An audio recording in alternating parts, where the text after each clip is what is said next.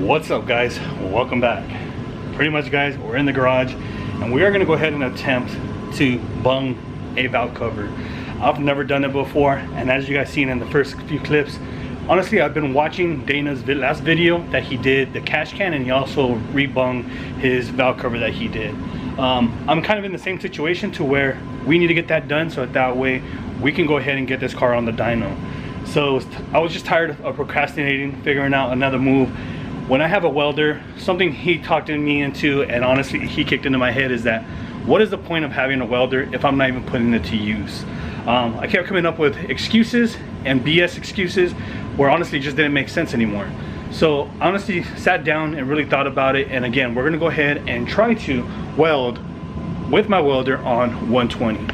After talking with Dana, he explained to me that he's been welding that way since he has started welding, and he's honestly tripped the breaker here and there, but not as what you would think it would be, right?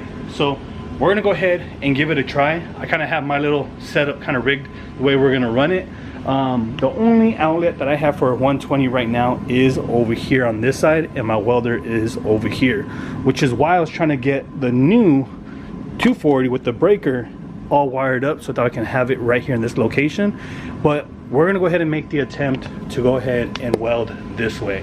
After talking with him, as I stated in the beginning, he did explain to me the steps to take and things to do.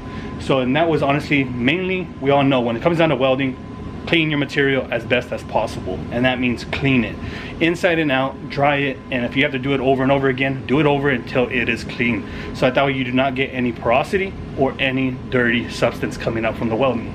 So I am going to take the same steps that he did. I did go to Dollar Tree, picked up some oven cleaner. I'm not sure how it's going to work, this brand, but I did pick up 2 cans of it. I picked up a scrubby. So we're going to go ahead and get to cleaning this so that we can get to welding it. I already ordered the bungs. The bungs did arrive. So here are the bungs. There are dash 10s. I got a few of them. And I also have the vacuum block that we are going to be actually swapping out into the all-wheel drive VK so we can get the vacuum to the fuel pressure regulator. But right now in this video, guys, we're mainly going to concentrate on getting bungs welded to this valve cover, and hopefully, and I mean hopefully, it all comes around. Because honestly, guys, this is my first time doing this, and I would love to offer it to anybody that needs stuff done. And I also want to go ahead and practice making some catch cans. So honestly, I'm going to go ahead and shut up now and just get busy on it. So let's get to it. And in all honesty, guys, this valve cover is actually not that dirty, but again, we are going to clean inside and out, make sure we can get all the dirt off that we possibly can. All of this is going to get shaved off so we can pretty much have it smooth, and we're probably going to go ahead and powder coat it or paint it, but for right now we'll just give it a coat of paint. That way it has some sort of paint on it, and then we'll get it powder coated once I make a new one later on. So let's just go ahead and get to it.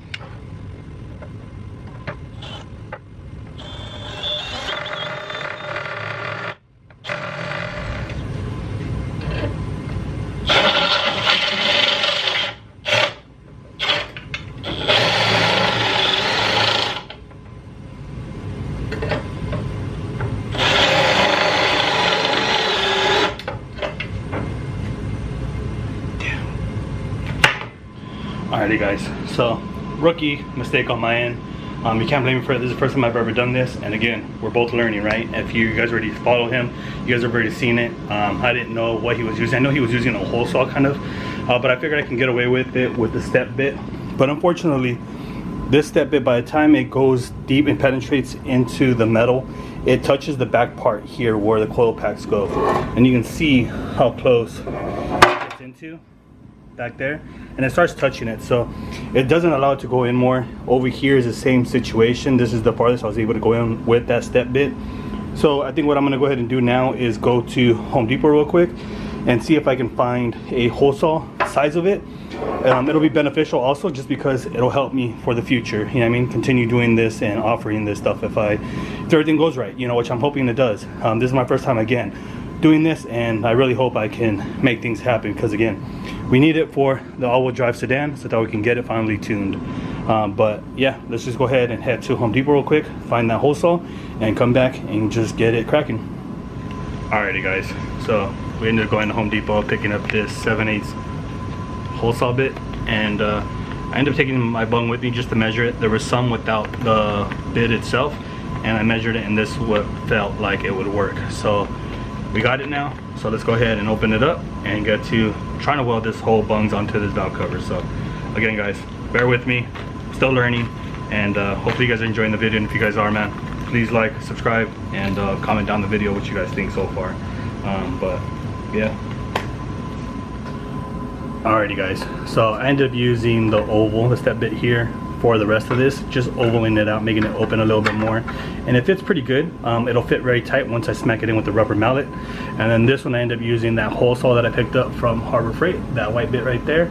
It left it a little bit bigger than what I would like it, because it has a lot more leeway onto it, but I think nonetheless it should work. I think the reason why I made it so open was because there was already a hole there, and I was trying to maintain it from wobbling around, and it still wobbled, so it kind of made it a little bit bigger than what it is. Again guys, just bear with me, I'm slowly learning this. I've never made a bunged valve cover, and this is my first time ever attempting it. So again, huge shout out to Dana for pushing me through and talking me into doing it, and just putting confidence in myself, I guess you can say, because he made me realize, have confidence in yourself and what you're doing. And that's what I'm doing. I'm really just trying to go with it and make it happen. So let's continue getting it done and see if we can get this welded with the 120. So wish me luck, man. What's up guys, welcome back. So unfortunately it is the next day, and yesterday was kind of a whirlwind, I'm not gonna lie. Yesterday we tried to pretty much get the bungs welded onto the valve cover, and unfortunately we thought we were going to be able to run it on 110, which is the little box that I have right now, the little extension cord. Unfortunately, after trying to go over things, I even messaged Dana. I went FaceTime with Dana. We were just trying to figure out a solution to see why mine probably wasn't working, even though he has a different welder. I did reach out to another friend of mine that actually has the same welder, and he actually notified me that, in honesty, that this welder here requires a 220, that it will not work on 110. So thank God for having my book. It also states it there. It has to have a 220 to 240 along with the 50 amp breaker. So that is the main reason why it wasn't working. So today I had a gentleman come down. Huge shout out to the homie Bryant. He owns the GTR. He owns that right hand drive EF9 that we actually did some work to a while back. He also owns another Integra right hand drive. So he ended up putting me in contact with this electrician. He then came just a little while ago, gave me my estimate, and looks like we're gonna be golden for tomorrow. So he's gonna be returning tomorrow at 8 o'clock in the morning, so we can get everything wired in. I just wanted to make sure that I have everything that I needed for him. The only thing he's gonna go ahead and bring is the little flex tubing, so that we can run it inside the wall and we can have it isolated, just in case anything were to pierce the wiring like that, it wouldn't conduct electricity whether anything pierced it, right? So here we have the dual breaker, the dual 40, along with the box, and also we have the wiring here. So this is enough wiring to get it ran at least 15 feet in. So tomorrow he'll be here again at 8 o'clock, and we should be golden to start welding up the valve cover, because I honestly really want to try to make some more progress on this and get this finally finished. We're not so far off. I really want to try to do a good job on it, and hopefully you guys like it, and hopefully I don't botch the job. But pretty much guys, we'll go ahead and pick up tomorrow once everything is well connected for the welder. So we'll see you guys tomorrow. Alrighty guys, so electrical outlet has been ran. Guy ran it all the way over here, so we're good to go. We're full code. Everything is done professionally. Everything was followed by the guidelines. So everything is shielded, made sure all the wiring is protected just in case anything were to pierce it. You know, if I were to have left it exposed, this is the correct way of running it with the tubing that goes around the flex tube. But it's all ran, everything works. And so you guys will see now, pretty much, welder fully powers on. I used to have this little orange light here. It'll go away right now in a minute. See how it went away? Now we know we can pretty much get busy on welding. So I'm gonna go ahead and clean up my workstation real quick because I had to move things around for that way he can make himself comfortable and work here with no issues. And I want to try to attempt to get these bungs welded on today. So let's go ahead and get it and see how far we can get today.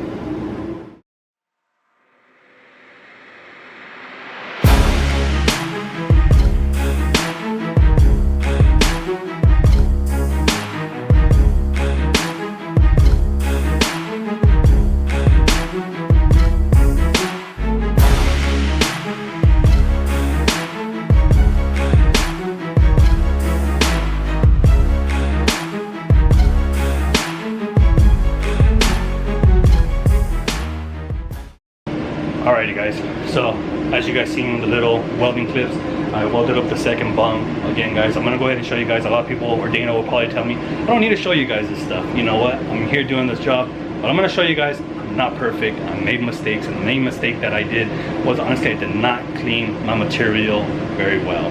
I thought I had it clean. I used oven cleaner, I cleaned it out again, I washed it twice. One thing I know I did not do was I did not clean my filler rod. If you guys came from Dana's channel and you guys seen some of his videos on the last ones, you've seen that I sent him some filler rods that I had, and I made the mistake again of not cleaning my filler rod, which has a bunch of overspray from when I primered the engine bay and did all that, because it was exactly how it is right here on my table, just hanging out and being outside of it. So again, big mistake I didn't do is I didn't clean it with acetone. I also did not clean the valve cover with acetone and make sure it was all there. You can see here, this is where porosity was going to, was burning it. Welds look like complete dog crap, but again guys, I'm here to show you guys I make mistakes. It's not perfect. It'll do the job. I'm not going for everybody's approval. I'm doing this for me. I'm making sure I can learn it, and I am going to learn from this point on. All right, stop right there to ensure that oil is not going to splash into the dash 10 bung, but the bungs are in the front of the motor anyways, and when the car is under G-force, it's going to throw all of the oil to the back of the valve cover, so I'm not worried about it. The other side is literally, I don't know if you guys can see it, but it's literally right there. It's very tight between the little block that's on the inside right there.